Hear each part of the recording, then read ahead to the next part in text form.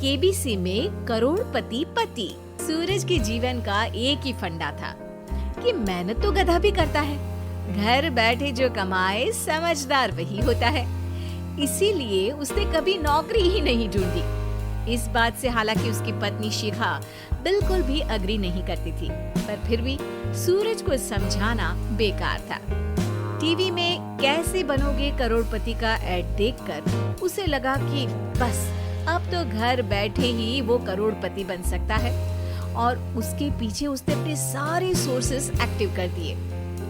2 हफ्ते में उसके कलीग के साले के पड़ोसी के बेटे का सोर्स निकलता है जो कि उसे शो में पहुंचा सकता है, और सूरज उससे मिलने चला जाता है। अच्छा, तो हमें मुकेश जी बता रहे थे कि आप हमें शो में पहुंचा सकते हैं। हाँ, उसमें कोई तकलीफ नहीं है। मैं कल अगर कोशिश करूँ तो इसी महीने में आपका नंबर आ जाएगा। अरे ये तो बहुत बढ़िया हो गया। अच्छा, वो सिलेबस और क्वेश्चन पेपर का कोई जुगाड़ है क्या?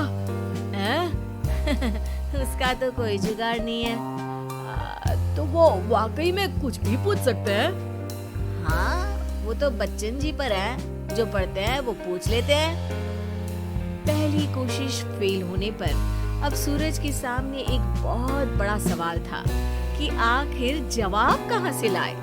तब शिखा ने एक सजेशन दिया, क्यों ना सूरज अपने चचेरे भाई सुमित से मदद मांगे, जो कि यूपीएससी की तैयारी कर रहा था। हालांकि इतनी मेहनत करना सूरज को समझ में नहीं आता था, पर कोई और रास्ता ना मिलने पर वो आखिर सुमित से बात करता है। अरे सुमित, हमारा कैसे बनोगे करोड़पति के लिए सिलेक्शन होने वाला है। तुम हमें थोड़े चिट बनाने में मदद करोगे क्या? अरे भैया, चिट बनाए तो सालों हो गए, उसमें हमारा एक्सपर्टीज नहीं है, बल्कि आप बोलो तो हम आपकी पढ़ने में जरूर मदद कर सकते हैं। हट, कैसी अनाप शराब बातें कर रहा है तू। सूरज ने सुमित को मना तो कर दिया था, पर तैयारी करने के सिवाय कोई चारा उसे दिख भी नहीं रहा था, खासकर जब 12 के पेपर लीक करने के एक्सपर्ट शुक्ला जो भी हाथ जोड़ लेते हैं।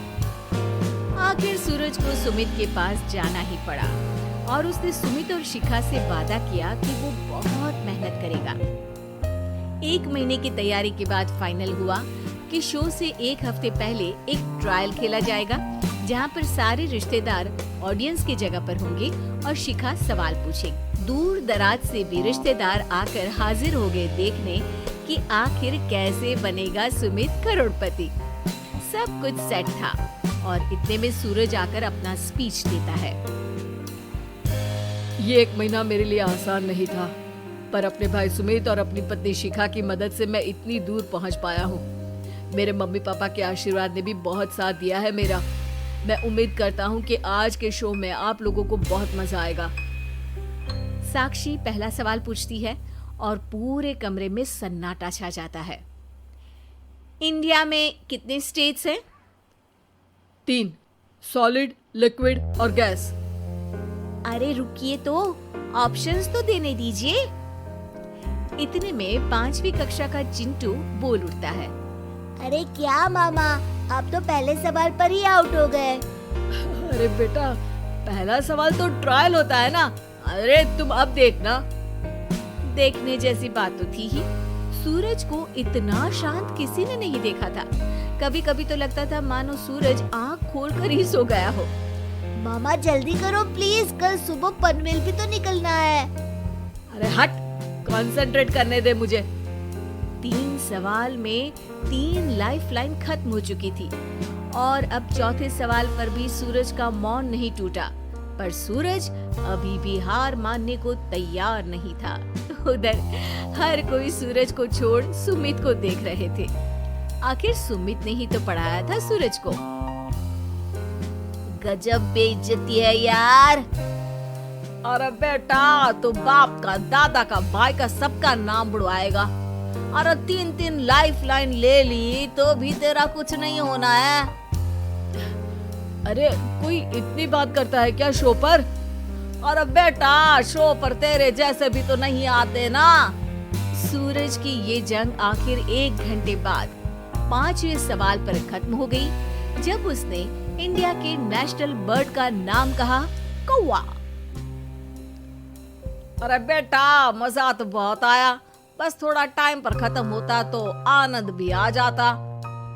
ताने बारिश के बूंदों की तरह बरस रहे थे और सूरज को भी समझ आ रहा था कि ये करोड़पति बनना शायद उसके बस के बाहर की बात है। पर वो आखिर ये बात मान कैसे लेता? वो सख्त लौंडा जो ठहरा, उसने सोचा कि बेइज्जती तो हो ही चुकी है, पर अगर मैं हार नहीं मानूं तो शायद कुछ हो सकता है। शिखा, तुम देखना, असली शो में आग लगा दूंगा, आग, करोड़पति बनूंगा मैं। हाँ, सब्जियां खत्म हो गई है घर पे, ले आओ। पहले पति बन जाओ, फिर करोड़पति बनना। अरे गजब बेइज्जती है यार। बेटा, अभी तो घर पर ही हुई है, 1 हफ्ते में तो तुम देश के सामने करवा कर आओगे। वैसे जब टीवी पर जाओ ना, तो बस अपने मम्मी का ही नाम लेना, ठीक है? कोई पूछे तो बोलना कि पापा नहीं है मेरे। अरे पढ़ाई की, पेपर निकलवाए, इतने सारे लोगों को खाना खिलवाया, क्या फर्क पड़ा? इसीलिए मैं कहता हूँ कि मेहनत तो गधा भी करता है, घर बैठे जो कमाए वही सिकंदर। लेकिन मामा, गधे भी जानते हैं कि हमारा राष्ट्रीय पक्षी मोर है।